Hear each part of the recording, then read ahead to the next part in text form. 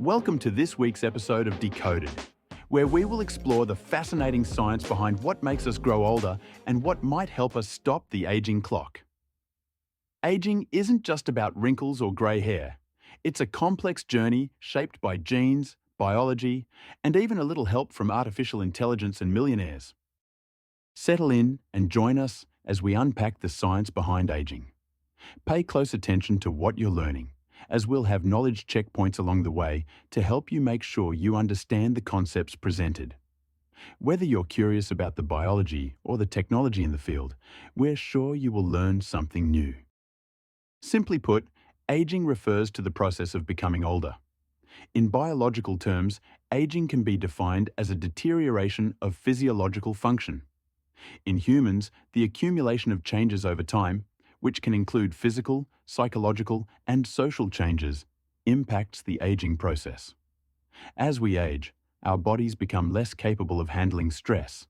Imbalances between our internal systems may occur, and our risk for illnesses like cancer and heart disease, which are conditions closely tied to aging, increases. In fact, about 150,000 people die every day worldwide, and nearly two-thirds of these deaths are linked to aging. Human aging is closely linked to senescence. In simple terms, senescence happens when cells age, stop dividing, and remain in the body.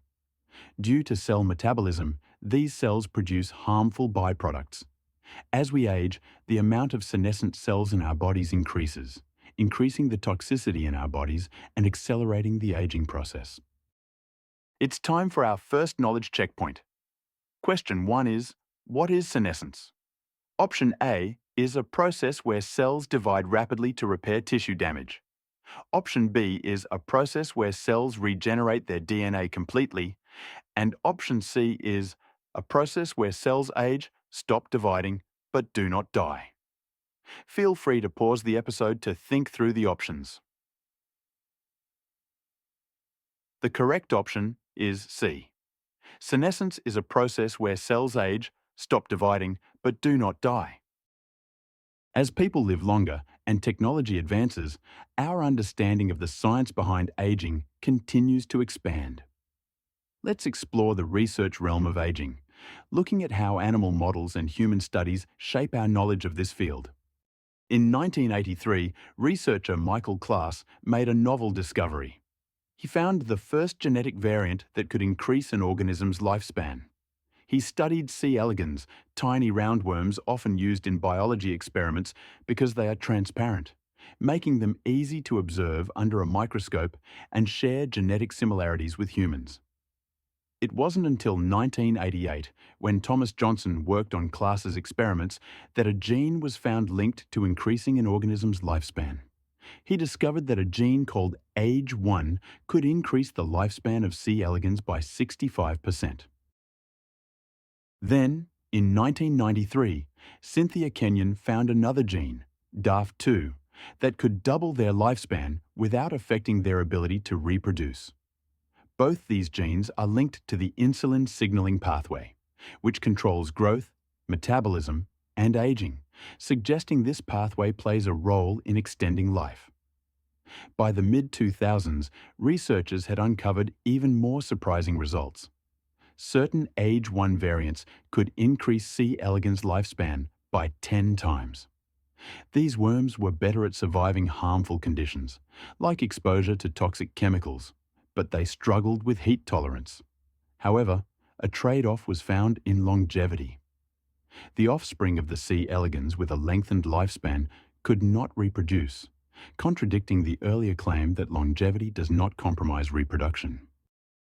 In 2021, researchers studied the genetics of Ashkenazi Jews, a population with a high number of centenarians, which are people who live to be 95 or older.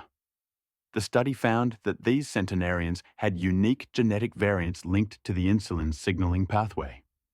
These variants were found to reduce the negative effects of aging, similar to discoveries in earlier experiments with C. elegans. The researchers also found variants in genes related to the Wnt signaling pathway. This pathway helps regulate cell growth and repair, but too much activity can lead to senescence and cancer. The variants in Ashkenazi centenarians promoted cell repair while preventing this pathway's harmful overactivation. These findings could help researchers understand how certain genetic traits may contribute to longer, healthier lives. In 2023, researcher Thomas Stoger and his colleagues uncovered a fascinating new insight into aging. The length of our genes might play a key role. Using artificial intelligence, they analysed data from multiple tissues across humans, mice, and killifish, revealing a potential connection between gene length and aging. Genes come in different lengths, and this variety is essential for our health. All cells must have a balance between the activity of short genes and long genes. Long genes are vital for critical biological processes in the brain, heart, and muscles, contributing to their complex and sustained functions. On the other hand, short genes are key players in regulatory functions, significantly impacting the immune system and skin health. They found that longer genes are linked to longer lifespans, while shorter genes are associated with shorter lifespans. As we age, there's a shift in gene activity towards shorter genes, causing an imbalance. This pattern is consistent with samples from different animals and was observed in autopsy samples in humans. This timeline showcases our advancements in the field of aging, starting with research on C. elegans and ending with current research on the connection between gene length and aging. Time for our second knowledge checkpoint. This is a fill-in-the-blank question. The signaling pathway helps regulate cell growth and repair, but too much activity can lead to senescence and... Feel free to pause the episode and recall the pathways that were discussed. The fill-in-the-blanks are Winton cancer. Now, we will look at aging from another perspective. Progeroid syndromes, which are a group of rare genetic disorders that cause early onset and accelerated aging. Understanding the mechanism of premature aging could help us better understand the genetic background of aging. Progeroid syndromes are often caused by mutations in the DNA repair system. To understand this system, think of DNA as the instruction manual for building and running everything in our bodies. If there are typos in the DNA manual that aren't fixed, the cells and proteins it creates won't work correctly. Every day, DNA gets damaged by things like sunlight, chemicals, and even regular cell activities. If this damage isn't fixed, it can lead to cell malfunction, aging, or even diseases like cancer. Fortunately, our cells have a built-in repair crew with a series of repair pathways to identify and fix these DNA problems. However, in people with progeroid syndromes, the repair crew doesn't work efficiently because of mutations in the DNA repair system. This allows damage to build up, leading to the symptoms of premature aging. A significant example of a progeroid syndrome is Werner syndrome. Werner syndrome is a rare genetic disorder characterized by premature graying and thinning of hair, skin changes, diabetes, and an increased risk of cancer. The disorder is caused by mutations in the WRN gene, which plays a role in DNA repair and maintenance. While decades of research have been invested in aging and genetics, there has been a push for research into reversing aging and prolonging life. Back in 2006, Dr. Shinya Yamanaka coined the term Yamanaka factors, which were genes that can reprogram fully developed cells to act like stem cells, which can turn into any cell type in the body. These stem cells are now called induced pluripotent stem cells. This process essentially resets the cellular clock, offering a way to generate patient-specific cells for therapy and research. This discovery was a game changer. It showed that fully developed cells are not fixed in their state and can be reprogrammed to any type of cell, opening the door to new possibilities, like repairing damaged tissue.